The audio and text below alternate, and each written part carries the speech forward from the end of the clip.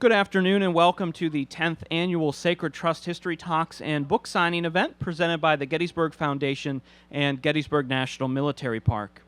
The Gettysburg Foundation is the nonprofit partner of the National Park Service here at Gettysburg. Over the years, as we've presented Sacred Trust, we have had the pleasure of hosting renowned Civil War historians, authors, National Park Service rangers, and licensed battlefield guides, having that ability to share their unique perspective on the Battle of Gettysburg with you, our visitors and guests. Coming up next, Mr. Christopher Gwinn will present a program entitled, "My Time, I Suppose, Has Passed, and I Must Now Content Myself with Doing My Duty Unnoticed," George Gordon Meade in 1864. Not all of George Meade's battles were waged on the battlefield. The year 1864 found the victor of Gettysburg under attack from allies on all sides. Would Meade be able to win the Second Battle of Gettysburg? Would he be overshadowed by the emergence of Ulysses S. Grant? Though best known for his 1863 victory at Gettysburg, it would be 1864 that would decide Meade's place in history. A graduate of Gettysburg College with a degree in public history, Christopher Gwinn has worked with the National Park Service for 7 years at such sites as Antietam National Battlefield, Boston National Historical Park, and the National Mall and Memorial Parks. He has been an interpretive ranger at Gettysburg National Military Park since 2012. Please welcome my colleague, my friend, Mr. Christopher Gwinn.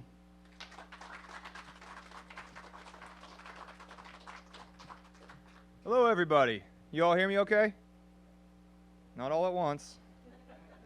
Everybody having a good evening? Good. Well, let me begin by saying how happy I am to be here with you. I want to thank everyone at the Gettysburg Foundation for inviting me to speak tonight. I'm very happy to be here, and again, very happy to see you all in the tent with me.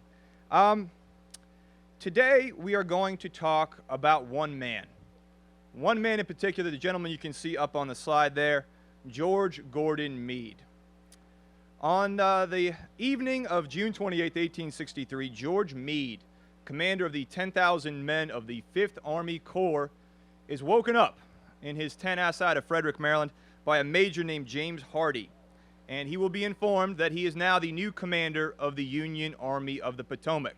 So he goes to bed commanding 10,000 men. He wakes up 3 hours later. Now he's in command of 95,000 men. It's a pretty tall task. He will then lead that army to victory on the fields of Gettysburg. And we're going to try to answer one very simple question today. Why is this guy, George Gordon Meade, not more famous than he is? Why is he not more of a part of the American vernacular, if you will? Again, the guy's the victor of the Battle of Gettysburg, arguably the quintessential battle of American military history. How come he's not more well-known? How come he's not more famous than he is? And it actually might surprise some of you to know, believe it or not, that George Gordon Meade actually does have a monument. He has a memorial in Washington, D.C. Has anybody ever seen it? No? You have? Let's see. There it is. It's a fantastic memorial. It was dedicated in 1927. It's in Union Square, or it was in Union Square, which, if you know Washington, D.C. at all, it's relatively close to the Capitol building. And again, it's a fantastic memorial. It's not an equestrian, as you can see. He's standing up, and you can't see this in the photograph, but behind George Meade, there's actually this gargoyle-esque creature that symbolically represents war, and Meade has his back to it, as if the war's now over, now he's looking forward. He's flanked, as you can see, by these two angels, and they're actually lifting this heavy cloak off of Meade. They're relieving him of the burden of command. It is a fantastic memorial. Honestly, it's one of my favorite ones in Washington, D.C. In 1966, the National Park Service removed the memorial. They disassembled it, they boxed it up in crates, and they put it in a warehouse to make way for the Capitol reflecting pool. And apparently no one missed it because it spent about 2 decades in that warehouse. It wasn't until 1983 that they took it out of storage and put it back. And when they put it back, they didn't put it back in the same spot. They actually moved it off the National Mall proper to a spot along Pennsylvania Avenue in front of some judiciary buildings. That's where it stands today. I used to walk by it when I worked in D.C. on almost a daily basis, and I think the memorial today is best appreciated by the local Washington, D.C. skateboarders who have turned it into kind of this federally owned skate park, and that's where it is today. He does, however, in case you're upset, he does, however, have his Gettysburg equestrian statue, still standing stoically on Cemetery Ridge, overlooking the battlefield that was his greatest victory. This is anecdotal evidence for sure, and it's very trivial in nature. But anytime I lead a group of visitors down Cemetery Ridge, I make a point to stop at George Meade's statue, and I stop the group, and I ask them what at first seems like a completely unrelated question.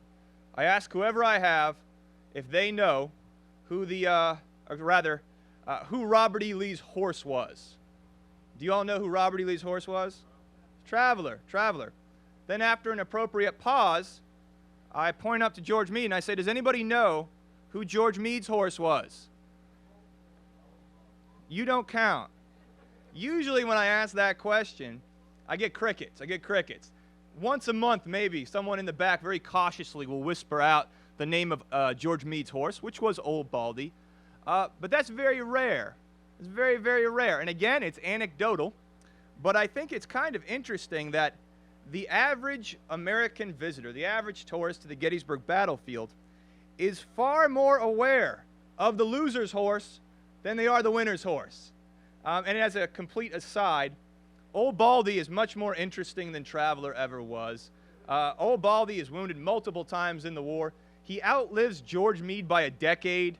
The animal dies in 1882, and as you can see, Old Baldy, in a certain sense, rides on. His head is mounted and stuffed in a museum in Philadelphia. Still, why is George Meade not more well-known? Why is he not more famous? Well, I think a pretty big factor is the fact that the Battle of Gettysburg, though it was a victory for the Union Army, did not end the American Civil War. The Army of Northern Virginia, though battered, though bloodied, was able to get back south. They crossed the Potomac River at Williamsport, and had George Meade and the Union Army of the Potomac destroyed them at Williamsport, then perhaps it would be a Meade Memorial now in front of the Capitol instead of a Grant Memorial. But added to the fact was that there wasn't a whole lot that was really likable about George Meade. I mean, he didn't look the part of a general. A lot of his men said he resembled a college professor or a preacher more than he did a general. He didn't have that kind of dashing personality about him. Added to the fact that he had an explosive temper. He had an uncontrollable temper. And it was such a temper that it made him difficult to approach, even in the heat of battle. And people remembered that about George Meade. He's just a difficult guy to like, a difficult guy to get along with. One of his staff officers would later say, quote, "I don't know any thin old gentleman with a hooked nose and cold blue eye who, when he is wrathy, exercises less of Christian charity than George Meade." But still, he's an enigma. He dedicates most of his life to the service of the United States. He fights in the war with Mexico. He serves in the American Civil War. He's wounded in the American Civil War. He goes from commanding a brigade to commanding the largest field army in the war. He wins the Battle of Gettysburg with that army, and he'll command it, at least in name, throughout the rest of the American Civil War. And so how does this happen? How do we go from George Meade, the victor of Gettysburg, to George Meade, his statues in a warehouse in Washington, D.C. for 2 decades? To a great degree, it has to do with what happens to George Meade directly after the Battle of Gettysburg. And what we're going to do today to kind of examine how George Meade's memory is crafted and how his reputation is shaped, we're going to look very glancingly at a chunk of time, about 12 months worth of George Meade's life immediately following the Battle of Gettysburg. In particular, in the fall of 1863 and the first half of 1864, because George Meade is going to go through some experiences, he's going to go through some events, he's going to make some friends, and he's going to make some enemies, and all those shape and affect how we remember George Meade today. So in particular, we're going to look at what happens in the fall of 1863 when George Meade tries to go after Robert E. Lee, and it doesn't end well. It's called the Mine Run Campaign.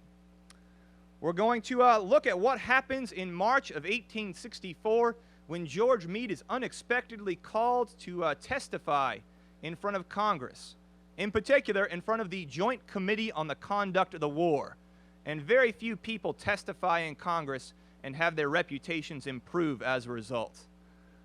We're going to look at what happens later in that same month when a fellow by the name of Ulysses S. Grant is promoted to Lieutenant General, and how that's going to affect George Meade. And then finally, we're going to conclude today by taking a look at a group of very powerful individuals that George Meade makes enemies of, a very powerful group of people that play a tremendous role in shaping public opinion. We're going to look at Meade's relationship with the press and with newspapermen. And hopefully, at the end of the 45 minutes, we all have a better idea of why we remember George Meade the way we do today and the different factors that contribute to his memory. But the first thing we need to do is talk about who this guy is. And very briefly, let's go through George Meade's early life. He is born December 31st, 1815, in, of all places, Cadiz, Spain, where his American parents are living. His father, Richard Meade, is a merchant, and his father got in some financial troubles with the country of Spain. And if George Meade had any memories of Spain, it might have been of this building, a Castillo in Cadiz, where his father was imprisoned for these financial troubles he was having. In 1817, the Meade family, minus Richard Meade, moves back to the United States, and they settle in Philadelphia, which is George Meade's mother's ancestral home, if you will. It is not until the following year, 1818, that Richard Meade gets out of jail, travels across the Atlantic, and rejoins Meade in Philadelphia. And the family never really recovers from their financial troubles in Spain. The Meade family is always in some kind of financial hardship, which is only made worse when, in 1828, George Meade's father dies. Growing up, George Meade attended a number of different schools, both in Philadelphia and in Maryland. But eventually he will join the West Point class of 1835, the West Point Military Academy. Now, George Meade had no interest whatsoever in a military career. He did not want to be a professional soldier. He went to West Point because West Point was a good school and it was free. If you got in, it was free. And that's the only kind of education at that point in time young George Meade could afford. It was Meade's intention to spend the minimum amount of time possible in the Army and then resign. And he's true to his word. He's true to his word. He graduates in 1835, 19th out of a class of 56. He's made a second lieutenant in the 3rd U.S. Artillery. He goes south to Florida. And the first thing that happens to him is he gets malarial fever. He gets sick. He recovers. He's given the job of escorting a party of Seminole Indians west beyond the Mississippi River, which was a job he enjoyed about as much as getting sick in Florida. And again, true to his word, in October 1836, George Meade will leave the Army to become a civil engineer. And for the next 4 years, George Meade is going to work on a variety of construction projects. He works in Alabama, Florida, Georgia. He builds lighthouses. He makes dams and aqueducts. He's all over the place. He falls in love to Margaret Sargent, the eldest daughter of Congressman John Sargent, and they get married in 1840. And then in 1842, George Meade makes the very unusual move of rejoining the Army, going back into the United States military. Now, why did he do that? Probably because his finances weren't very good. His career as a civil engineer wasn't working out exactly as he intended. And so he rejoins the United States Army. He finds himself with the Army of Zachary Taylor, and as such, he's involved in some of the very first battles of the Mexican-American War, in particular the Battle of Palo Alto. In these battles, during the Mexican War, Meade performed well. He did a good job. It was his initiation to combat. It was his introduction to bloodshed on the battlefield. And like many of his colleagues that would serve beside him in the American Civil War, again, that's his introduction to combat.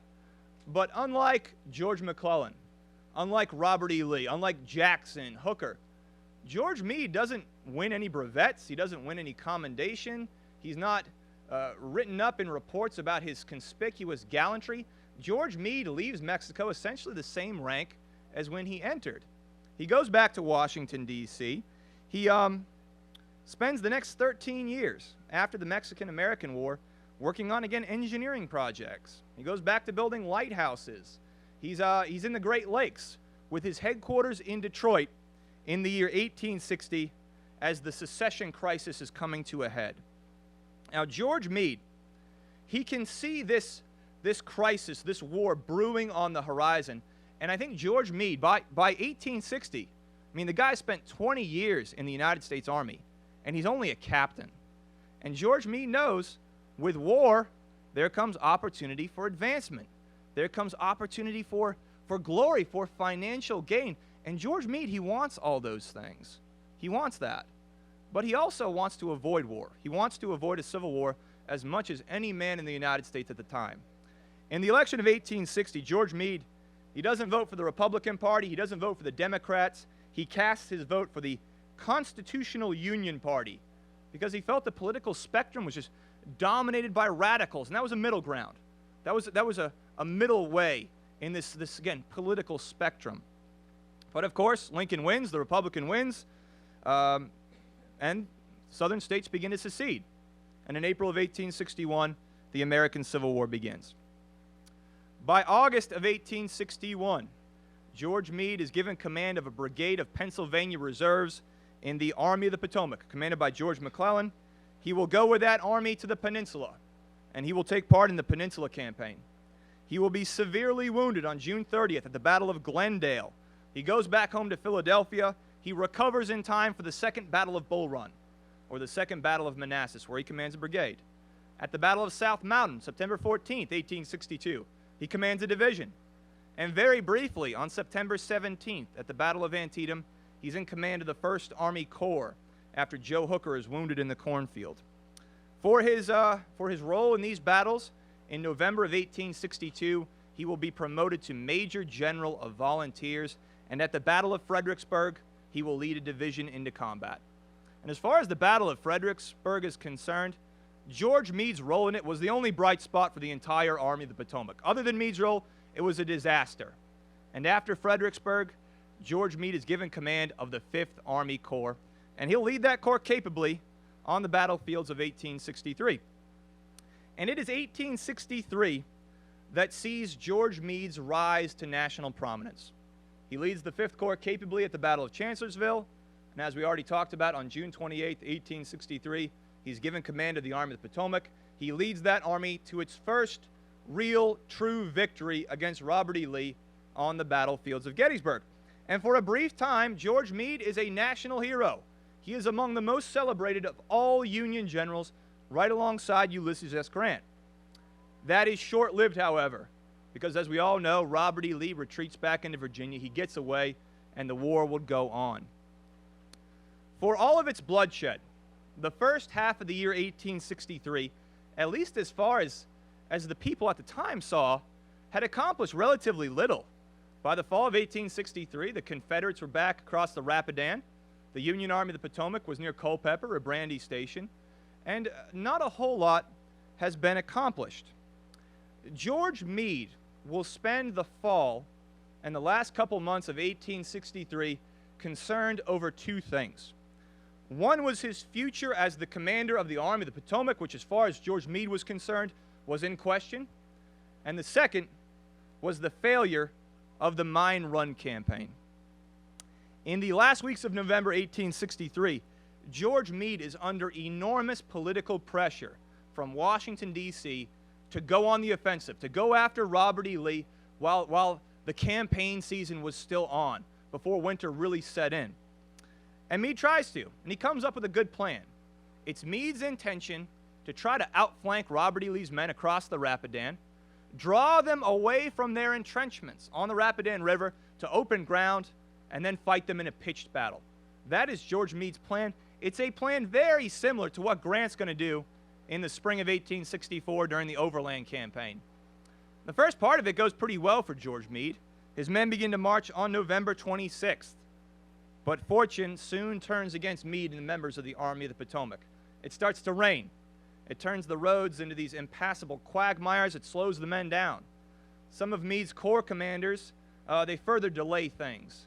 And so what that does is it allows Robert E. Lee time to pull back part of his army and occupy high ground along a little creek called Mine Run. And there they dig in and they entrench. That being said, Meade's still going to press forward. He still wants to continue the campaign. On November 27, 1863, General Gouverneur Warren, who's then commanding the 2nd Corps of the Army of the Potomac, sees the Confederate entrenchments at Mine Run. He knows they're strong, but he writes Meade that he believes those works can be carried by a frontal assault. And so George Meade decides the next day he is going to attack. But the next morning, as the sun rises over the Mine Run battlefield, Gouverneur Warren, he looks again. And this time, well, those entrenchments look a whole lot stronger. Those breastworks look a whole lot stronger. And now it's Gouverneur Warren's opinion that if George Meade attacks that spot, it's going to be a Fredericksburg-esque disaster. And I would say that almost every single man in front of those works in the Union Army would agree with Warren's estimation. One man would later remember, of all the hard-looking places, that of Mine Run was the hardest I ever beheld. All along the heights could be seen battery upon battery, ready to belch out their iron contents of grape and canister. As I looked upon the task proposed to be executed, my heart died within me. Now remember, Meade is under enormous political pressure to attack. And now he has to make a choice. George Meade knows that if he withdraws, if he retreats without attacking, without giving Robert E. Lee battle, it could mean his position as commander of the Army of the Potomac. But Meade decides he's not going to attack. He's going to withdraw, and that ends the Mine Run campaign. And I think in that instance, George Meade shows a different kind of courage. A lot of times we talk about battlefield courage, so the leaders up front, the guys charging over the breastworks. But Meade, in that moment, he shows a kind of moral courage. He knew it would be a difficult choice, but he felt as though he did the right thing in preserving the lives of his men. But he was also pretty darn sure that though the Mine Run campaign did not end in a victory, and it didn't end in a disaster, it did end in a failure. And the Northern people and the Northern press and politicians would blame George Meade for it. And he would describe it in a letter to his wife. He said, "There will be a great howl all over the country. Letter writers and politicians will denounce me, and finally the administration will be obliged to yield to popular clamor and discard me." But still, George Meade felt it was a fair trade to safeguard the lives of his men. And Meade was right. Following the Mine Run campaign, newspapermen, politicians all throughout the country called for Lincoln to remove George Meade. And rumors circulated through the camps of the Union Army that they were going to have a new commander. And so George Meade, he waited and he worried. And as the weeks and days in December passed, he was expecting another messenger to arrive in his camp, just like the messenger that arrived on June 28th, except this time the messenger would bring his demotion, if you will. But it never happened, and George Meade retained command. And an interesting thing happened. The newspapermen, the politicians, they denounced him. But the men in the Army of the Potomac, they loved George Meade for what he did. They loved the fact that he didn't order them forward into a disaster. Concluded one 5th Corps officer, "Meade's conduct in the last campaign has fastened his name firm in the hearts of those who compose this army." And another man said, "If Meade ever did a noble act in his life, it was when he concluded not to fight Lee." And so as 1863 draws to a close, Meade's reputation, as far as his men are concerned, has never been higher. It's really going through kind of a renaissance. And had the men in the Army of the Potomac knew of Meade's plans to restructure the Army, they probably wouldn't have been so happy. George Meade is pretty concerned about the organization of the Army of the Potomac by the dawn of 1864. He believes it's suffering from two pretty big problems. First problem is the Union Army has suffered massive casualties in 1863, and two entire Army Corps, the 11th and the 12th, they've been sent off to Tennessee, never to return. So the Union Army is severely understrengthed. Added to that is the fact that there has been a draft that's been instituted, and all throughout the North at this time, there are bounties to entice potential recruits to join the Union Army. But those two things, they really don't get the men the Union Army needs. The draft got very few recruits to the Army of the Potomac. and those that it got were wholly unreliable. And then those bounties to encourage men to enlist, they had the exact opposite effect of intended. Instead of encouraging men to enlist, collect the bounty, and serve, what it did was it encouraged the men to enlist, collect the bounty, desert, enlist, collect the bounty, desert, time and time again. So the Union Army of the Potomac, they're getting very few recruits. And as a result, these Army Corps in the Union Army of the Potomac, they're severely understrength. Added to this is the fact that a number of the high-ranking Corps commanders in the Union Army at the time, they just don't have the stuff. They don't have the skill necessary to lead these men on the battlefield. In particular, these two guys, William French and John Newton. So what is Meade to do? How is he going to handle this situation with his army? How is he going to whittle this army into a tool that can be successful on the battlefield? Well, he's going to reorganize it. Instead of 5 corps, he's going to consolidate 2 of them into 3. He's going to get rid of a number of his corps commanders. And now he's going to have only 3. And they're all pretty good. In command of the 2nd Corps will be Winfield Scott Hancock.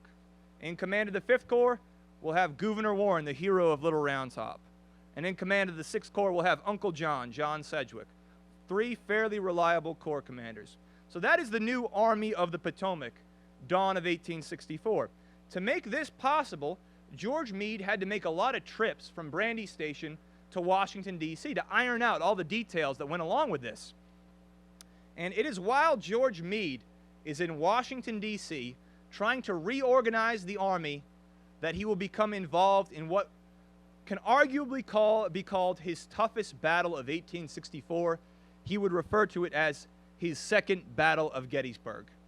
And if it has any beginnings, we can say that it begins on March 2nd, 1864, on the floor of the United States Senate. There was a senator from Minnesota. His name was Morton Wilkinson. And on March 2nd, Morton Wilkinson took to the floor of the Senate to publicly respond to a series of allegations that apparently Morton Wilkinson had made some disparaging remarks about the men in the Army of the Potomac. In particular, Morton Wilkinson allegedly said that he thought the men in the Army of the Potomac were, quote, inferior to the men in the West, the men under Ulysses S. Grant. And, you know, Morton's, he's a politician. There are men from Minnesota in the Army of the Potomac. These guys vote. It's a bit of a political liability. So Wilkinson, he needs to do some backpedaling. And on March 2nd, he's going to try to do it. He goes to the floor of the Senate, and he begins his speech. He says this: I believe that this Army of the Potomac is just as good an army as the Army of the West. In some particulars, I am inclined to think it is a better army than the Army of the West. But then he goes on. He says the problem is not so much with the men in the Army as it is with the guys commanding the Army of the Potomac. I wish to say, he says, with regard to General Meade, that I believe he is a patriotic man. I believe he means and wishes to do his duty, but he has none of that blundering audacity of Grant, which will enable him to win battles and crown him with victory. And he goes on. Wilkinson says, quote, I am told, and I believe it to be proven, that before the fight commenced at Gettysburg, the order went forth from the commander of that army to retreat. And but for a single fact that one of the corps commanders had gotten into a fight before the dispatch reached him, the whole army undoubtedly would have been retreating, broken and ineffectual before the powerful forces of General Lee. Now, George Meade, as far as he is concerned, Gettysburg is his crowning achievement. That was the greatest moment of his career, and he guarded that moment in his life very jealously. And negative press, criticism like that, it stung George Meade. One time there was this particularly nasty article written about him in the New York Herald, and he read it. He was rather upset about it, and he wrote his wife this. He said, quote, I see the Herald is constantly harping on the assertion that Gettysburg was fought by the corps commanders and the common soldiers, and no generalship was displayed. I suppose after a while it will be discovered I was not at Gettysburg at all. What Meade probably didn't realize is that the words of Morton Wilkinson were indicative of a much larger, and we can call this a conspiracy, a much larger conspiracy on the part of some politicians and some former colleagues of Meade to have him removed from command. And this conspiracy originates really from two men. One is Daniel Butterfield, who was Meade's chief of staff at Gettysburg. But the more conniving conspirator was this gentleman, Daniel Edgar Sickles. Sickles is a former politician, and as most of us know, he had a pretty colorful and controversial past. During the Gettysburg campaign, he commanded the 3rd Army Corps. And in his story, again, I'm sure we're all familiar with, on July 2nd, 1863, without orders from Meade, he will take his 10,000 men, advance them off Cemetery Ridge to a position about 3/4 of a mile in front of the Union battle line, and out there he'll get himself in a world of trouble. Regardless of the debated wisdom of that move, and it's debated, I think, on a daily basis here at Gettysburg, George Meade never intended Sickles to do that, nor was he aware of it until it had been accomplished. And Sickles very well might have been court-martialed for his part on July 2nd, had not a providential Confederate cannonball slammed into his leg and taken him off the battlefield. Sickles will recuperate in Washington, D.C., and he's the first high-ranking general to tell the story of the Battle of Gettysburg. And when Sickles tells the story of the Battle of Gettysburg, he tells his version of it, and he tells it relatively well. Of course, eventually George Meade hears of Sickles' version of the tale. It was Sickles' intention, once he was better, once he had recuperated, once his new leg was properly fitted, to rejoin the Union Army. And by October of 1863, by October 18th, he's ready to do it. And so Sickles travels down to Brandy Station. He gets off of his train, goes over to the headquarters of George Meade, basically asking to get his command back. And it is then that George Meade informs Sickles that there is no imaginable scenario in which Daniel Sickles would ever have a position in the Union Army of the Potomac.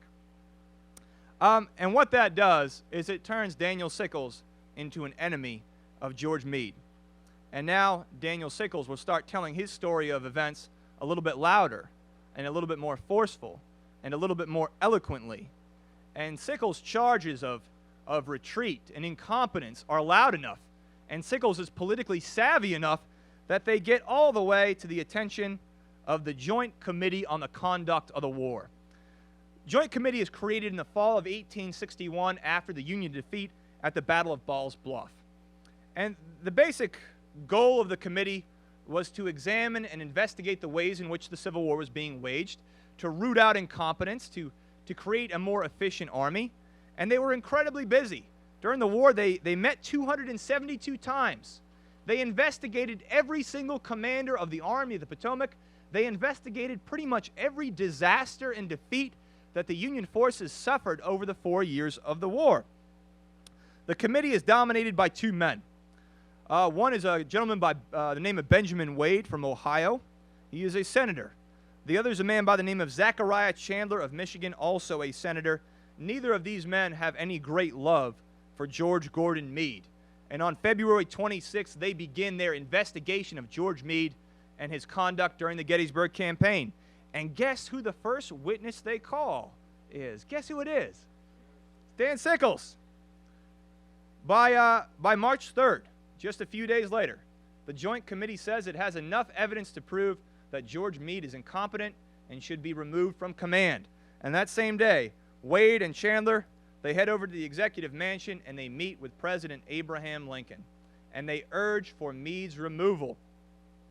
When Lincoln asks them who they should replace Meade with, they say this. They say for themselves they would be content with General Hooker, believing him to be competent, but not being advocates of any particular general. They would say if there was any general whom the president considered more competent for command, then let him be appointed.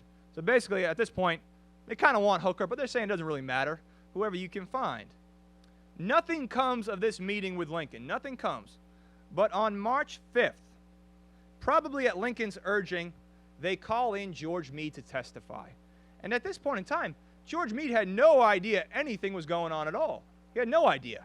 And on March 5th, he shows up. He's totally unprepared, and he sits down in front of Benjamin Wade. And Wade tells Meade that he's not being investigated. No, not at all. What they're doing is simply creating a history of the war. And that's what Meade's testimony is for. Eventually, Meade, He finds out. He gets the gist of things. Meade will testify in front of the Joint Committee 3 separate times. Each time he becomes increasingly adamant that he never intended to retreat, exclaiming during his third appearance, quote, "I utterly deny, under the full solemnity and sanctity of my oath, and in firm conviction that the day will come when the secrets of all men shall be known, I utterly deny ever having intended or thought for one instant to withdraw that army." Nothing comes of this. Nothing comes of the investigation of the Joint Committee. Meade retains his command. And so you could say, well, George Meade, he kind of won the Second Battle of Gettysburg. He defeated and thwarted Sickles and the radical Republicans in the Joint Committee. But the very fact that the committee investigated it, the very fact that it was reported on by Northern newspapers, affects George Meade's reputation, both among the Northern people and among the men in his army. And it even colors our perception of him today, because it draws into light and it calls into question all the things that George Meade did at Gettysburg. And that's a battle that's still, in some sense today, 151 years later, being fought. Meade would describe the fallout best in a letter to his wife. He said, "It is a melancholy state of affairs when persons like Sickles can, by distorting and twisting the facts and giving a false coloring, induce the press and public for a time to take away the character of a man who had stood high in their estimation." 1864 has not begun well for George Meade. He was worried about the fallout from the Mine Run campaign. He's worried about the Joint Committee on the Conduct of the War, but it is going to be the emergence of U.S. Grant and Grant's promotion to the rank of Lieutenant General that will have the most serious repercussions on George Meade in 1864. Now, Grant is, by the dawn of 1864, by far the most successful of all Union generals. He captured Forts Henry and Donelson. He turned the defeat of the first day of Shiloh into the victory of the second day of Shiloh. He captured Vicksburg. He liberated the besieged Union defenders of Chattanooga. He is by far the greatest Union hero thus far in the war. And in March of 1864, he is promoted to Lieutenant General in command of all the military forces of the United States, the same rank as George Washington. Of Grant, George Meade had this to say. He said, "I knew him as a young man. He was considered a clever young officer, but nothing extraordinary. He certainly has been very successful, and that nowadays is the measure of reputation. But George Meade thinks Grant's reputation is a little overblown, because Grant may have, defeated Pemberton. He may have beaten Braxton Bragg, but Ulysses S. Grant has not gone up against Robert E. Lee." But Grant and Meade, they were very different people. They were very different people. Grant was younger than Meade by 7 years, and Grant had kind of a backwoods air about him. And even though George Meade grew up certainly in a more influential family than Grant did, I think George Meade kind of sneered at Grant, this kind of rough-hewn backwoodsman guy. Meade was happy that Grant came east for one reason, that hopefully with Grant here, it will shield him from some of the political pressure he was under. But Meade also understood that there was no guarantee that Grant was going to keep him in command of the Army of the Potomac. And actually, Meade was pretty concerned that Grant was going to take someone like William Tecumseh Sherman and replace Meade with him.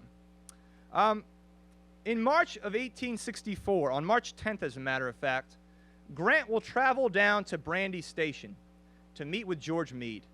And this is really the first time these two guys have met. They kind of passed by each other in the Mexican War. This is the first time they've really had a face-to-face talk. And both are going to try to impress the other. Grant shows up in a full dress uniform, which if you know Grant, it's not something he usually did. George Meade gets the regimental band of the 114th Pennsylvania to serenade Grant as he exits the train. And then after their formalities are done, they go and they sit down and they have kind of a heart-to-heart talk. And Meade lets Grant know that if Grant wants to remove him and replace him with Sherman, it's okay. Grant had this to say. He said that Meade said to me that I might want an officer who has served with me in the West. He mentioned Sherman especially to take his place. And if so, he begged me not to hesitate about making the change. The incident, Grant wrote, gave me an even more favorable opinion of Meade than did his great victory at Gettysburg the July before. So Meade's going to retain command of the Army of the Potomac. He's going to stay in command. And that's good news for Meade. The bad news for Meade is this. Grant decides he's going to conduct the war in the East, in Virginia. And Grant is going to attach himself to the Army of the Potomac. So wherever that army goes, Grant's going to go too. And if you're George Meade, that'd be like having your boss with you all the time, no matter where you went. And Meade can see the writing on the wall. He's not an idiot. He would write to his wife, "You may now look for the Army of the Potomac putting on laurels on the brow of another rather than your husband." And he knows wherever the Union Army goes, Grant's going to go with it, and eventually Grant's going to start controlling more and more. Meade just sees this on the horizon for 1864. But what is Grant's plan for 1864? It was Grant's hope that 1864 would deliver the crushing blow to the rebellion. He planned to coordinate the movements of all the Union armies against the Confederacy in order to crush it. William Tecumseh Sherman would head south towards Atlanta and the army of Joseph E. Johnston. In the Shenandoah Valley, Franz Sigel and 20,000 Union troops would head up the valley. On the Virginia Peninsula, Benjamin Butler and 30,000 men would head towards Richmond. Again, he's coordinating the movements of all these Union armies. And for George Meade and the Army of the Potomac, the order was simple. Lee's army will be your objective. Wherever Lee goes, there you will go also. On May 3rd, George Meade, then 48 years old, wrote his wife that the spring campaign was imminent. "Tomorrow we move," he wrote. "I hope and trust we will be successful, and so decidedly as to bring about a termination of this war. If hard fighting will do it, I am sure I can rely on my men." And the next day, the Army of the Potomac began to move, and it began a 2-month-long campaign that is remarkable for the brutality and frequency of its battles. It begins in the Virginia wilderness, where 18,400 Union casualties are occurring. It continues a little while later in a series of battles, sometimes in the driving rain around Spotsylvania Courthouse, where another 18,000 Union men are killed, wounded, missing, and captured. And still it continues to Cold Harbor, where Union assaults primarily on June 1st and June 3rd will cause another 18,000 maimed and lifeless men in George Meade's army. By June 28th, the series of battles we now call the Overland Campaign has devolved into a siege outside the city of Petersburg, Virginia. The cost of the Overland Campaign and the Overland Campaign itself is remarkable for 2 reasons. One, the men in the Army of the Potomac, they've never been driven as hard as they were in May and June of 1864. Never. One soldier from New Hampshire commented that for a stretch of 72 days, there was only one 24-hour period where someone didn't shoot at him. On June 24th, George Meade wrote his wife and told her that during the campaign, in the 2nd Army Corps alone, they had lost 20 brigade commanders, brigadier generals, and colonels. On November 1st, when George Meade writes his official report of the Overland Campaign, he will report that his army, all told, had lost 88,387 men from May to November. The cost of this campaign and the siege in 1864 was unbelievable, and Meade believed it opened up Grant's eyes. "I think Grant has had his eyes opened," Meade wrote his wife, "and is willing now to admit that Virginia and Lee's army is not Tennessee and Bragg's army." For George Meade, though, the Overland Campaign is significant for a second reason, in that it saw the deterioration of his relationship with U.S. Grant. Now, the first battle of the campaign, the Battle of the Wilderness, that was really George Meade's battle. He very much directed it. It was his fight. But George Meade and Ulysses S. Grant, they had very different styles. Meade is prudent. He's cautious. He's very, very careful. Grant is a sledgehammer. He's bold. He's audacious. He likes to move. And their 2 styles clashed. So that by May 7th, U.S. Grant is taking over more and more control. Before the Wilderness, Grant's orders to Meade were generally broad. They were fairly open. After the Wilderness, they are minute. They are exacting in their specificity. I butchered that word. Specificity. As a result, George Meade essentially, he becomes a middleman. The orders begin with Grant. They go through Meade and out to the corps commanders. Meade essentially, again, becomes a middleman, and people knew it just didn't work. One staff officer with Grant said this. He said, "The result of having a middleman was to make the organization wooden. Meade severed the nerve between general-in-chief and the army. He was a non-conductor." Well, why didn't Grant just get rid of him? Why didn't he just, send him off to the Shenandoah Valley or to New York or wherever? It's because Grant needed Meade to be an administrator. He needed Grant to handle all the little details that went along with running an army, while Grant could think about the bigger picture. But it was embarrassing. It was embarrassing to Meade. It was embarrassing to Grant. And Grant would later write, "Meade's position proved embarrassing to me, if not to him." Illustrative of this is a confrontation that George Meade gets into with Philip Sheridan, the cavalry commander of the Army of the Potomac, on May 7th, 1864, and on May 8th, 1864. After the Battle of the Wilderness, there's a race between these two armies to get to Spotsylvania Courthouse. And Meade, he didn't win that race. The Confederates got there first. And Meade blamed Philip Sheridan. He blamed Sheridan because the roadways allegedly were clogged with Sheridan's cavalrymen. The roads were not open for the infantrymen. And Sheridan, who has as hot a temper as George Meade, got into a shouting match. These two guys were just going at each other. And Meade had never been talked to like that before by a subordinate. And Meade's kind of, upset about this. And so he goes off and he basically tattles to Ulysses S. Grant. He said, "Won't you believe what Philip Sheridan said?" And Grant takes Sheridan's side. He said, "Well, he generally knows what he's talking about." That is the atmosphere that exists in the Union Army of the Potomac if you are George Gordon Meade. You are a middleman. You have your superior commander taking the side of a subordinate. "If there was any honorable way of retiring from my present false position, I should undoubtedly adopt it," Meade wrote to his wife, "but there is none, and all I can do is patiently submit and bear with resignation the humiliation." Things will get worse for George Meade, though. It's called the Crapsy Incident, and it happens while the armies are outside of Cold Harbor. There were a lot of reporters and newspapermen that traveled along with the army, and they were not generally regarded particularly well. One man described the newspapermen as a very ordinary set, as a general rule vulgar, half-educated, without discretion or any high trait of character. And George Meade, he hated newspapermen, in part because when he got press, it was almost always bad press. But he should have been happy when on June 2nd, 1864, he picks up a copy of his hometown newspaper, the Philadelphia Inquirer, and he reads an article called "Meade's Position," written by a guy named Edward Crapsy. Edward Crapsy was a reporter with the Army, and he meant that article to be complimentary. He says this: "To Meade belongs everything of detail.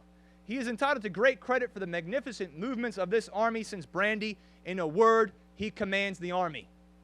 That's good news. That's right. If you're George Meade, that's awesome. But there's a second paragraph. "History will record, but newspapers cannot, that on one eventful night during the present campaign, Grant's presence saved the army, and the nation too. Not that Meade was on the point to commit a blunder unwittingly, but his devotion to his country made him loath to risk her last army. Grant assumed the risk, and we are still on to Richmond." What was that all about? There was a rumor going through the army that after the Wilderness, Meade wanted to retreat, to cross back across the Rapidan and end the campaign, but Grant told him not to. Now, that was an army rumor. It was one of hundreds going through the ranks of the army. And Crapsy makes two mistakes. He never verifies it, and he publishes it. And then George Meade sees it. He's brought in to George Meade's headquarters, and Meade is furious. He is going to make an example out of Edward Crapsy. He has him arrested, and then he writes up general orders dated June 7th. And George Meade handles this situation about as poorly as humanly possible. First, he misspells Crapsy's name, so now it's Edward Crapsy. Edward Crapsy is going to be drummed out of the Union Army. He's going to wear a placard with the term "libeler of the press" written on it, and he's going to be banned from ever returning to the Army of the Potomac. And the next day, true to his word, George Meade sees it done. A fife and drum play the rogue's march. They find the homeliest mule in the Union Army. They put Crapsy on top of it, and they drum him out of the Army. Now, if you're a correspondent with the Union Army, if you're one of Edward Crapsy's friends, how are you going to react to this? You going to really love George Meade after what he did to one of your own? No, of course you're not. So the correspondents with the Army of the Potomac, they get together and they come to an informal agreement that anytime we write about the Army of the Potomac, we're going to call it Grant's Army. We're going to write Meade out of the picture, unless there's been a disaster or a defeat, and then it's going to become Meade's Army. And Meade regretted it. Meade regretted the incident, but it plays a tremendous role in how public perception of George Meade is shaped. How people remember George Meade, in part because of how he handled this incident with Edward Crapsy/Cropsy. By July of 1864, George Meade and the Union Army of the Potomac, they're still outside of Petersburg, and it has been 1 year since the Battle of Gettysburg. And I think George Meade, he would take a moment and he would reflect on all he went through that previous year, but in particular the Battle of Gettysburg. He would think about his crowning achievement as far as his military career was concerned, and he would write to his wife about it. He said, "As I reflect on that eventful period and all that has elapsed since, I have reason to be satisfied with my course and cause to be most thankful. The longer this war continues, the more will Gettysburg and its results be appreciated." Meade would also look back and think on how Grant had changed the dynamic of his role in the Army of the Potomac, and he would complain to his wife. He would say, "His coming here has resulted virtually in setting me aside almost as effectually as if I had been relieved. To be sure," Meade continued, "I saw this plainly before he came. He did not see it then, he doesn't see it now, and that is the difference between us. I am oversensitive, and he is deficient in sensibility." And Meade, he just couldn't figure out why he wasn't getting better press. He couldn't figure it out. He said to his wife, "In all successful operations, I was ignored, and the moment anything went wrong, I was held wholly responsible." And he would continue to wage a quiet war of disdain against Dan Sickles, Daniel Butterfield, the members of the Joint Committee on the Conduct of the War, for trying to tarnish the record of his achievements at Gettysburg. When we talk about George Meade, when we talk about how he's remembered today and how events shaped his life, a lot of times all we can connect with George Meade is those 3 days in Gettysburg. But a lot goes into shaping someone's memory. Some of it, that person might not have anything to do with. Other parts of it, well, that person may be at fault, and that's the case with George Meade. History is complex. Memory is complex.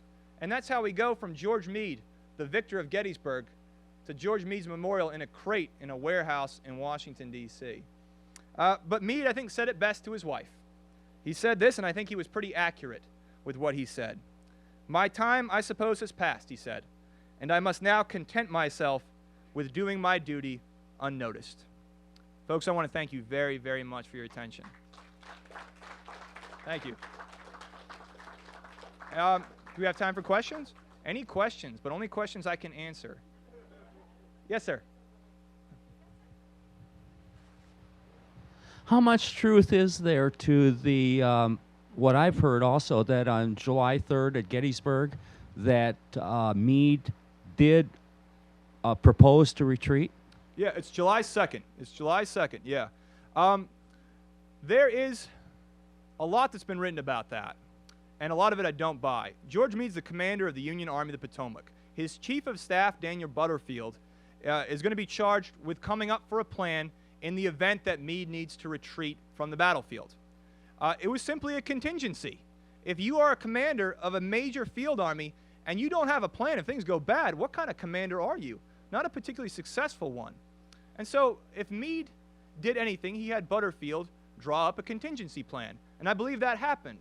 John Gibbon, who was as staunch a Meade supporter as there ever was, he's a division commander in the 2nd Army Corps, he writes about the fact that he's shocked to hear that Butterfield is drafting this order for the Army to retreat, but it is only a contingency. It's only a contingency.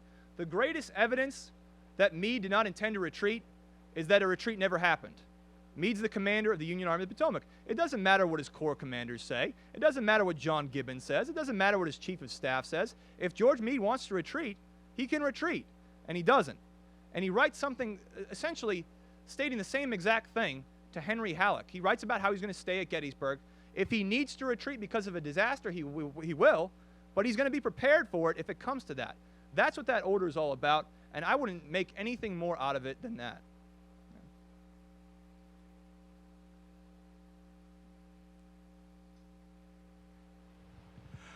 Do you think that because Meade was not present in McLean House also adds to the, Meade being almost written out of history? Yeah, absolutely. We get that tableau in our minds. We have Grant, we have Lee, and we have this collage of it seems like every Union general in the Army of the Potomac and the Army of James is there. Sheridan is there.